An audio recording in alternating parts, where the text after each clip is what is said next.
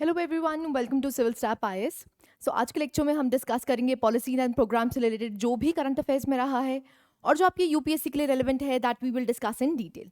So let's start the session now. As you know, it is a one stop solution. यहाँ पर आपको the Hindu, Indian Express, Live Mint, Economic Times, Down to Earth, PIB, PRS, Yojana और कुरुक्षेत्र से current affairs देखने को मिलते हैं, जो कि आप देख सकते हैं they are very essential for the UPSC preparation. So let's start. सबसे पहले न्यूज़ है रंगीन मछली ऐप। सो आप देख सकते हैं बेसिकली जो union ministry of fisheries, animal husbandry and dairying है, उन्होंने लॉन्च की है रंगीन मछली मोबाइल ऐप।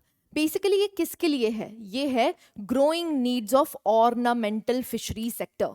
सो जैसे आपको रंगीन मछली देखने को मिलती है, जो ऑर्नामेंटल फिशरी सेक्टर है उसकी नीड्स को फुलफिल करने के लिए ये ऐप बनाई गई है ना। इसका मेन एम क्या है तो जान लेते हैं। ये ऐप डेवलप करी गई है आईकार सीफा के द्वारा, that is Indian council of agricultural research, central institute of fresh water aquaculture. So aquaculture से रिलेटेड आपको देखने को मिलता है, उन्होंने ये ऐप डेवलप की है।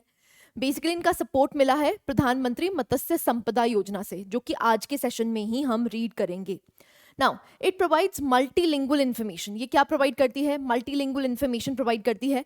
किनको प्रोवाइड करती है? जो ऑर्नामेंटल फिश स्पीशीज हैं उनके लिए यहाँ पर इंफॉर्मेशन प्रोवाइड करी जाती है in 8 Indian languages, making it accessible to wide audience including hobbyists, aquarium shop owners and fish farmers. अब जो फिश फार्मिंग करते हैं, जो एक्वेरियम्स के लिए बनाते हैं, या फिर जो आप कह सकते हैं जिनकी हॉबी है फिश को कलेक्ट करना, फिश को रखना, तो उनके लिए ये इन्फॉर्मेशन प्रोवाइड करी जाती है। तो बेसिकली ये किसकी है? ऑर्नामेंटल फिशरीज के लिए रिलेटेड है। अब इसके की फीचर की बात करते हैं तो आपको यहाँ पर फाइंड एक्वेरियम शॉप्स देखने को मिलता है, जो कि टूल है ऐप में। वहां से आप एक्वेरियम शॉप्स देख सकते हैं। एक तरह से जो भी आपके घर के आसपास नियर बाय आपको एक्वेरियम शॉप्स देखने को मिलती हैं, वो भी इंफॉर्मेशन इस ऐप में देखने को मिलती है। सो कीवर्ड क्या है, क्या याद रखना है अगर हम रंगीन मछली ऐप की बात करते हैं तो ये ऑर्नामेंटल फिशरी से रिलेटेड ऐप है। एम पता होना चाहिए, मिनिस्ट्री पता होना चाहिए, and that's it. Now practice in MCQ regarding this. आपसे क्वेश्चन पूछा गया है रंगीन मछली ऐप के बारे में। To provide real time fish market prices, to promote ornamental fish farming, to guide fisherman on sustainable fishing practices, to track marine weather conditions. So आपसे पूछा गया है इसका प्राइमरी पर्पस क्या है। बहुत ही इजी क्वेश्चन है। वीडियो को पॉज कीजिए और अपने आंसर को मार्क कीजिए। All right, let's see the answer. Answer आपको देखने को मिलता है that is B, to promote ornamental fisheries. So ornamental fisheries को प्रमोट करने के लिए, फिश फार्मिंग को प्रमोट करने के लिए ये रंगीन मछली ऐप बनाई गई है। क्लैरिटी है, सारी इंफॉर्मेशन दी जाएगी इसमें कि बेसिकली कौन कौन सी स्पीशीज एग्जिस्ट करती हैं, उन स्पीशीज के ब्रीडिंग टेक्निक्स क्या हैं, मार्केट अपॉर्चुनिटीज कितनी हैं, कैसे आप इसको मार्केट कर सकते हैं, कौन सी नियर बाय शॉप्स आपको एक्वेरियम शॉप्स देखने को मिलती हैं, that all is related in this. Right, clarity है। नेक्स्ट न्यूज पे मूव करते हैं, that is smart precision horticulture programme. Now precision agriculture की तरफ मूव करना, it is a sustainable way. ना सस्टेन्ड एग्रीकल्चर के लिए इट इज वेरी इंपॉर्टेंट हम प्रिसिजन फार्मिंग को केटर करें। ना आपसे यहाँ पर पूछा, बेसिकली यहाँ पर बताया गया है जो यूनियन मिनिस्टर ऑफ एग्रीकल्चर है वो smart precision horticulture programme under MIDH, that is mission for integrated development of horticulture scheme के तहत लॉन्च करने जा रहे हैं ना। इसका काम क्या है? यहाँ पर सेटअप किए जाएंगे 22 प्रिसिजन फार्मिंग डेवलपमेंट सेंटर्स। सो यहाँ पर सिखाया जाएगा, फार्मर्स को सिखाया जाएगा कि कैसे आप प्रिसिजन फार्मिंग की तरफ मूव कर सकते हैं, राइट, और कैसे प्रिसिजन फार्मिंग करी जा सकती है। सो यहाँ पर न्यू टेक्नोलॉजीज को टेस्ट किया जाएगा। यहाँ पर it will cover 15,000 acres of land in 5 years। 5 सालों में 15,000 एकड़ यहाँ पर लैंड दी जाएगी and it will benefit about 60,000 farmers.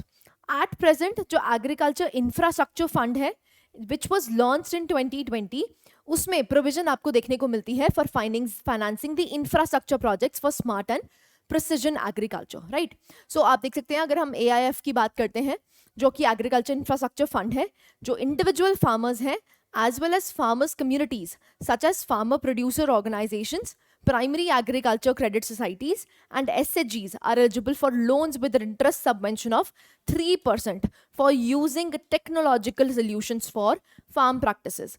So AIF का मकसद ही क्या है? जो भी फार्मर प्रोड्यूसर ऑर्गेनाइजेशंस हैं या इंडिविजुअल फार्मर्स हैं या SHGs आपको एग्जिस्ट करती हुई दिखती हैं, वहां पर उनको लोन प्रोवाइड किया जाएगा सब्सिडाइज्ड रेट्स पे। क्लैरिटी है। तो यहाँ पर अगर हम AIF की बात करते हैं तो ये AIF से जो फंडिंग ली जाएगी वो स्मार्ट एंड प्रिसिजन एग्रीकल्चर के इंफ्रास्ट्रक्चर को बिल्ड करने के लिए भी ली जा सकती है ना। प्रिसिजन फार्मिंग है क्या? देखिए ये एक अप्रोच है जिसमें फार्म मैनेजमेंट की जाती है जो कि यूज करता है information technology, very important. Precision technology यहाँ पर यूटिलाइज की जा रही है।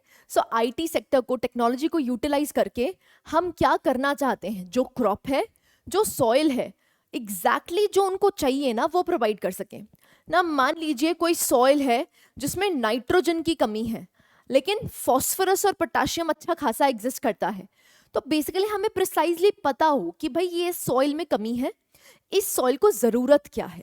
इसीलिए इसको कहा जाता है smart and precision farming. Smart क्यों? क्योंकि टेक्नोलॉजी को यूटिलाइज कर रहा है। और प्रिसिजन क्यों? कि प्रिसाइजली क्रॉप की और सॉइल की नीड्स क्या है, exactly what they need, right. Now other than applying similar inputs across the entire field, the approach aims to manage and contribute them in a site specific basis. So आप देख सकते हैं अगर हम precision farming की बात करते हैं, इसको डिवाइड किया जा सकता है दो में। एक सॉफ्ट प्रिसिजन एग्रीकल्चर होता है, एक हार्ड प्रिसिजन एग्रीकल्चर है ना। सॉफ्ट प्रिसिजन एग्रीकल्चर क्या है? It depends on visual observation of crops and soil management, decisions based on experience and intuition rather than statistical and scientific analysis.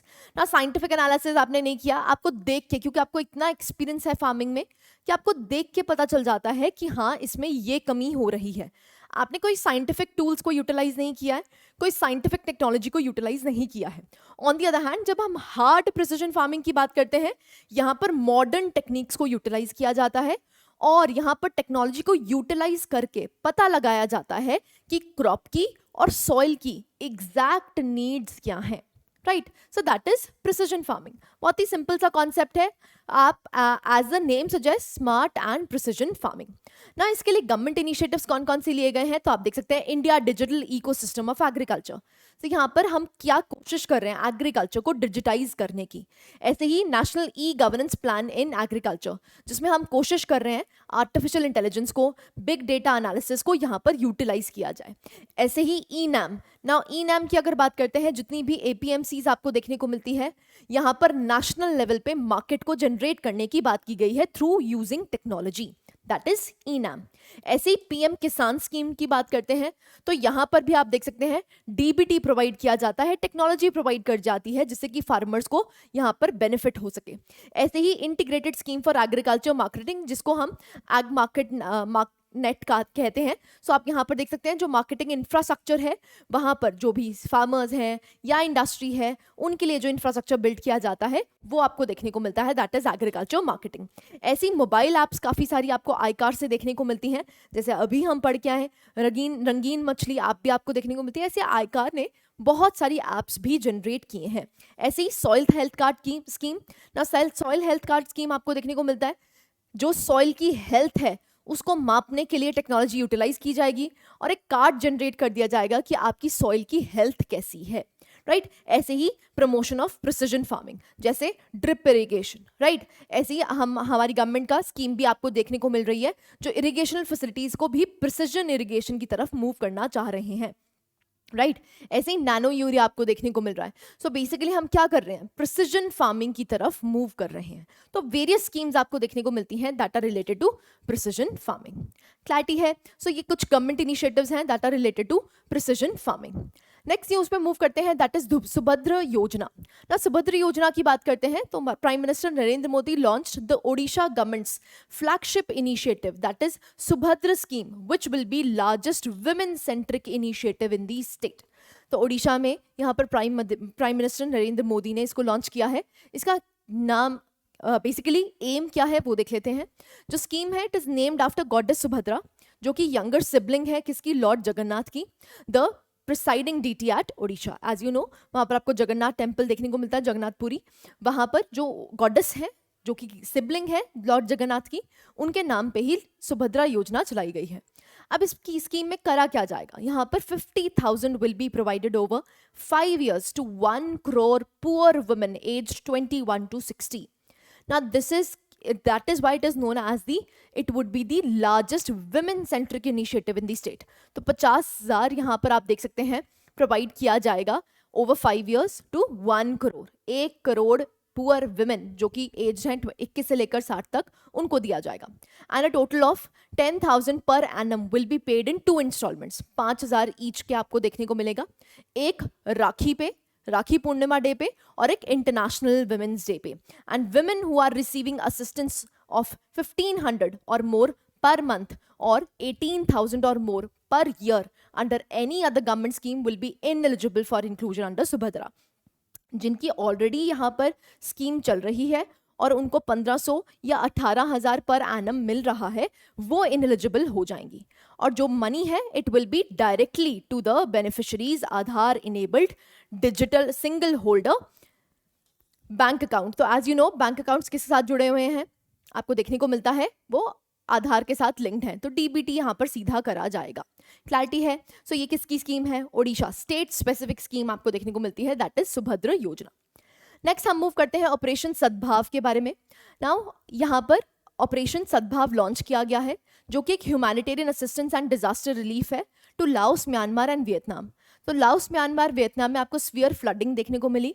किसकी वजह से, टाइफून यागी की वजह से, जिसकी वजह से हमने यहाँ पर ह्यूमैनिटेरियन असिस्टेंस और डिजास्टर रिलीफ लॉन्च किया है अंडर द नेम ऑपरेशन सद्भाव. आपसे सिंपल क्वेश्चन पूछा जाएगा ऑपरेशन सद्भाव के बारे में, ठीक है. सो बेसिकली ये कंट्रीब्यूट करता है human assistance and disaster relief को within the Asian region and in line with long standing act east policy. तो एक्ट ईस्ट पॉलिसी जो हमारी है उसी के तहत हम यहाँ पर ह्यूमैनिटेरियन असिस्टेंस प्रोवाइड करते हैं. तो it started as a tropical storm. अगर हम टाइफून यागी की बात करते हैं, ये स्ट्रॉन्गेस्ट ट्रॉपिकल साइक्लोन आपको देखने को मिला है जिसने एशिया को हिट किया है in 2024. It started as a tropical storm से यहाँ पर हुआ है स्टार्ट, एंड ये कैटेगरी 5 का टाइफून बन चुका है जिसकी वजह से काफी ज्यादा आपको डिजास्टर देखने को मिला. क्लैरिटी है. सो ऑपरेशन सद्भाव के बारे में आपको पता होना चाहिए, that's it. Now practice and MCQ regarding this. आपसे ऑपरेशन सद्भाव के बारे में पूछा गया है. पहला है providing disaster relief during natural calamities, delivering critical medical and surgical assistance to neighboring countries, conducting rescue operations during armed conflicts, providing financial aid to war affected regions. बहुत ही सिंपल है. यहाँ पर आंसर क्या बन जाता है, क्रिटिकल और मेडिकल और सर्जिकल असिस्टेंस हम प्रोवाइड करते हैं नेबरिंग कंट्रीज को. नेक्स्ट न्यूज में मूव करते हैं, दैट इज सारथी ऐप. ना सारथी ऐप की बात करते हैं तो ये ONDC that is open network for digital commerce, उन्होंने लॉन्च किया है सारथी, जो कि एक रेफरेंस एप्लीकेशन है. ये करती क्या है, बहुत इंपॉर्टेंट है, एम पता होना चाहिए. Helping businesses create customised multilingual buyer apps. ठीक है, तो हमें क्या करना है, जो भी बिजनेसेस हैं वहां पर क्रिएट करनी है customised multilingual buyer apps. Multilingual, right. So ये डेवलप करी गई है in collaboration with Bhashini. So as you know जो भाषिनी है वो एक AI पावर्ड टूल है जो ट्रांसलेशन करता है लैंग्वेजेस में. नाउ ये ऐप है, इनिशियली ये किस किस को सपोर्ट करेगी, Hindi, English, Marathi, Bangla and Tamil. With plans धीरे धीरे करके इसको जो 22 ऑफिशियल लैंग्वेजेस हमारी एग्जिस्ट करती हैं उनके साथ इसको कोलैबोरेट किया जाएगा. अब ये मल्टीलिंगुअल फीचर्स हैं तो ऑब्वियसली बात है रियल टाइम ट्रांसलेशन करी जाएगी, ट्रांसलिटरेशन करी जाएगी, वॉइस रिकॉग्निशन करी जाएगी, जिससे कि बिजनेसेस अपनी मार्केट को एक्सपैंड कर सकते हैं. देखिए सपोजेडली कोई नॉर्थ इंडियन कंपनी है, वो अपना प्रोडक्ट साउथ इंडिया में बेचना चाहती है, तो ऑब्वियसली बात है जो कस्टमर्स हैं उनको पता होना चाहिए, डिटेल्स पता होनी चाहिए उनकी मातृभाषा में, उनकी लोकल लैंग्वेजेस में, जिससे कि वो मार्केट को एक्सेस कर पाएं. सो इसीलिए बिजनेसेस को लार्ज स्केल मार्केट स्केल करने के लिए this tool is very very important. And नाम याद रखना है सारथी ऐप. क्लैरिटी है, I hope I am clear. Next news पे मूव करते हैं, that is national instructional media institute. Now as the name suggest, basically जो निमी है it has launched a series of YouTube channels launch किए हैं. ये करते क्या हैं, तो ये प्राइमरी फोकस है of this digital initiative is to provide high quality training videos. So high quality training videos provide करी जा रही हैं मिलियन लर्नर्स को across India's industrial training institute skill ecosystem. So ये जो कंटेंट है ये आपको इंग्लिश, हिंदी, तमिल, बंगाली, मराठी, पंजाबी, मलयालम, तेलुगु और कन्नड़ में देखने को मिल रही है. ये करती क्या है, टेक्निकल स्किल्स को एनहांस करती हैं through free easy to access digital resources. That is National Instructional Media Institute. Now इसके बारे में जान लेते हैं.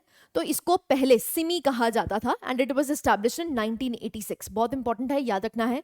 1986 में एस्टैब्लिश किया जाता है under ministry of labour and employment, क्योंकि ये स्किल जनरेट करती है, फ्री ऑफ कॉस्ट यहाँ पर यूट्यूब चैनल्स प्रोवाइड किए गए हैं जिससे कि आप अपने स्किल को एनहांस कर पाएं.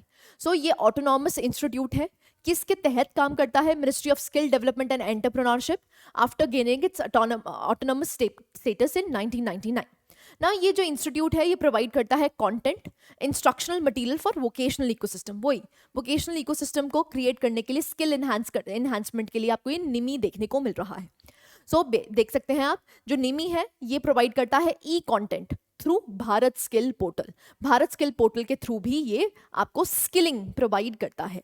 Now practice in MCQ regarding this. आपके पास क्वेश्चन है, what are the primary objectives of National Instructional Media Institute? Now again simple सा statement है, आपको यहाँ पर बताने हैं. 4 options हैं. To promote agricultural practices, to develop instructional media and curriculum for vocational education, to manage higher education institutions, to organize cultural exchange programs. Now the answer is very simple. Answer क्या बन जाता है? It is B. ये instructional media है, curriculum है, किसके लिए? Vocational skilling के लिए. तो यहाँ पर अगर आपको वोकेशनल स्किलिंग को एनहांस करना है तो आप यहाँ पर निमी का यूज कर सकते हैं. एंड इवेंचुअली निमी ने ई प्लेटफॉर्म्स जनरेट किए हैं, free of course open digital resources create किए हैं जिससे कि आप अपने स्किल को एनहांस कर सके. मल्टीलिंगुअल भी है. तो आज आपको यूट्यूब चैनल्स देखने को मिल रहे हैं जो कि स्किल एनहांसमेंट के लिए बनाए गए हैं. क्लैरिटी है? सो दिस इज निमी, याद रखना है, national instructional media institute. Next हम मूव करते हैं, दैट इज 4 years ऑफ प्रधानमंत्री मत्स्य संपदा योजना. नाउ यहाँ पर 4 साल हो चुके हैं इसकी इंप्लीमेंटेशन के लिए. तो आप देख सकते हैं ये फ्लैगशिप स्कीम है. किसके लिए? Department of fisheries, ministry of fisheries, animal husbandry and dairying. It was launched in 2020 और 4 साल हो चुके हैं. इसका एम ही क्या है? जो भी यहाँ पर सनराइज फिशरी सेक्टर है, सनराइज का मतलब क्या होता है? जिसमें पोटेंशियल बहुत है, राइट? तो अगर हम अपनी फिशरी सेक्टर की बात करते हैं, we have a long coastline. अब यहाँ पर फिशरी सेक्टर को हम प्रोग्रेसिव बना सकते हैं. इसका एम भी यही है कि जो सनराइज फिशरी सेक्टर है इसको हम कंसोलिडेट करें थ्रू वेरियस स्कीम्स, राइट? तो इसके 2 कंपोनेंट्स हैं, एक सेंट्रल सेक्टर स्कीम और सेंट्रली स्पॉन्सर्ड स्कीम.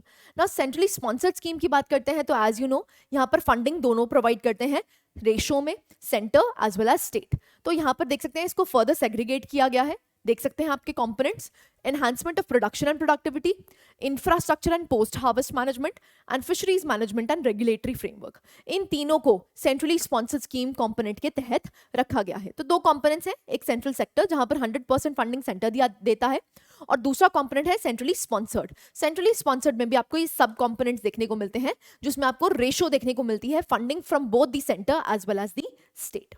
क्लैरिटी है? Now fishery sector in India की बात कर लेते हैं तो हमारा 3rd लार्जेस्ट, इंडिया की अगर बात करते हैं 3rd largest fish producing and 2nd largest aquaculture producing nation है इन दी वर्ल्ड.